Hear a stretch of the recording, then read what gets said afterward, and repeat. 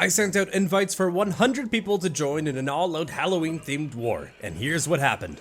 The vampires of the north have been at war with the werewolves in the south for centuries, and both have set their sights on claiming this spooky island for themselves for a tactical advantage. Their goal is to claim the lights in the castle and in the swamp simultaneously for their team for a total of 10 minutes without getting them contested by the enemy. As the war rages on, the required time to control the lights gets reduced. And with all that out of the way, let the show begin! Our teams appear in their starter locations, get to work on preparing their weapons, tames, and boats to cross over to the island once the death barriers drop. The werewolves set up some basic structures to get some metal smelting and seem to have a really good structure going on in their ranks, with some gathering resources as others are immediately going to get tames like hyenas and direwolves.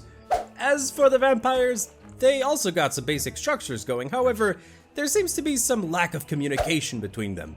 This group seems much more geared to having smaller groups, rather than a large pack mentality, as they seem to have split off and gone to do their own things, some making boats, and others even their own separate base locations. These different approaches at war seem to resemble a lot what they can do with their special powers. The wolves, which are the blue team, have strong attack claws, but they shine as a pack as they can emit a healing aura for themselves and their tames. Combined with direwolf pack leader howls, it was fascinating to observe.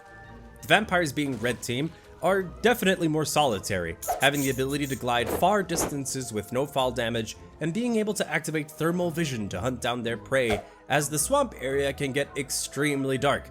It seemed rather fitting that they did not seem to care at all about taming creatures. Rather, they focused all of their efforts into creating a ton of weapons and a large supply of ammo for the upcoming slaughter. The wolves doubled down on taming, as a small group of tamers focused all of their time in providing as many direwolves as possible for their tribe, as they knew the others were taking care of armor and weapon production. Back at their base, one had returned with a small pack of hyenas, which surely was tipping the odds of victory in their favor. To compare each team's naval construction capabilities, the vampires were definitely following the rules of form follows function, as one of their ships had a large launch pillar on it for the vamps to climb up and glide away. Surely a highly strategic decision. And the opposite goes for the blue team, as they were tinkering with their boats to make them look all fancy, and I can approve of that. Now, with the build-up timer at 0, the death barriers came down and allowed both teams to swim over. Some of the vampires were locked and loaded, ready at the borders as they fell to get early grabs on the light posts, while the wolves set out a bit later, as they did have many tames to transport over, which is no easy feat fitting all their creatures onto the rafts. This led to an early start for the vampires as both castle and swamp were lit up in red lights, starting the countdown timer. But the blue threat was quick to make landfall and stormed the beaches with some early troops, although many of their tames seemed to come a bit later as they seemed to have gotten lost in transit. The battles began in the swamp as a platoon of werewolves scared off the poor vampire who was left to defend the light on their own, as the other vamps were who knows where, maybe gathering resources, which led to this little guy getting absolutely shredded. But this led to the first contested state, with swamp being blue and castle being red. To progress to a win, each team would have to claim the enemy's light. The first to make a move was red team, trying to reclaim swamp, using their gliding to their advantage, using the nearby rooftops for cover as they rained lead into the defending wolves. But the castle was about to get shaken up as the wolves started to raid the castle, as due to their many tames in swamp, they could possibly hold both points if successful in this raid. Bolas and bullets were violently exchanged, swords and torches slashing in this bloodbath.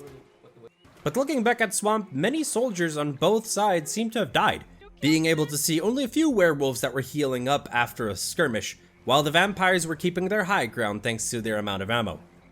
The castle raid led to blue team taking control, but they would have to consider how to distribute their forces with swamp being contested. However, with some extra reinforcements, they managed to claim this key point and light it up for the wolves, but due to their amount of tames, they had some hyenas constantly activating the red light, causing major confusion, which the vampires used fully to sneak back into castle and reclaim it for themselves, along with a major push in the swamp. The back and forths are insane, but both teams were giving it their all. There's motives. But you see, this island won't give itself up so easily. As the sun was setting and darkness fell across the swamp, hundreds of zombies began to raise from the dead to defend their home.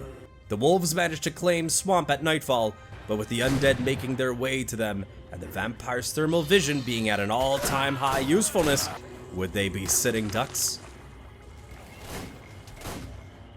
Die, Empire. There's so many zombies, dude. He's getting destroyed by zombies. At this point, the time to win by controlling both lights got its time reduced from 10 minutes to 5 to pump up the pressure on both sides, as the grays were just piling up, while a single vampire yet again was single-handedly controlling castle. They seem to have a trend going with single guards. Our lone fanged friend got the castle contested by a single wolf, which resulted in a duel, but with the wolf staying on the light, this activated blue timer to start ticking down. The wolves had 4 minutes left on the timer when a vampire came in beast mode style and broke the blue hole that swamp. They might have taken a massive hit, but the vampires were in it to win it. And with another small party taking out the guardian at the castle, both lights shined red through the night as many werewolves were trying to bring in more tames from the mainland. Lights were going back and forth with small groups of wolf raiders taking swamp for the sole purpose of breaking the red timer to buy them some time, which was just enough to get some hyenas onto the area as the vampires came to reclaim it, tearing into each other as the sun rose, signaling the time for the zombies to go to rest once more. Red Team was heavily focused on restocking their armor and ammo supplies back at home and set up a new launch pad at base to glide all the way over to the island in one go to save on time, getting into the fray as quickly as they possibly could. Both teams were reaching their breaking point, as even though they were still fighting non-stop for castle, one could see some resorted to only melee weapons and some not even bothering with gearing up with armor at this point to keep the pressure up. Keep them off. Wolves were using their healing powers perfectly, avoiding healing the enemy. The carnage seemed to know no end. I mean, things took so many drastic turns, like this solo vamp with a sword and shield shredding into 3 werewolves, only for the last one to clutch the fight. So now it was coming down yet again to who could hold swamp. But with the required timer now down from 5 to 2.5 minutes, the vampires made a all-out final push with everything they had, as if there was ever a time to win this, it was now.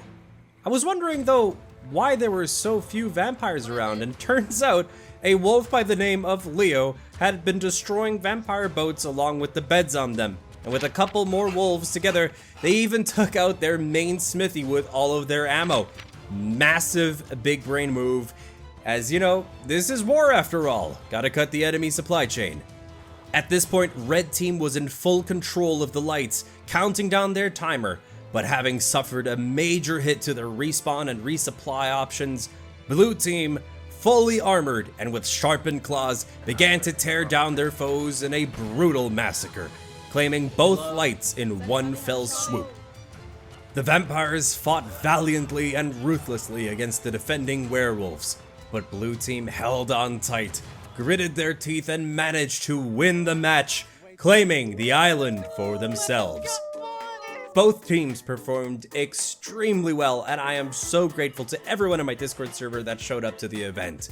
And if you, the viewer, would like to take part in a future war like this, be sure to join in as well.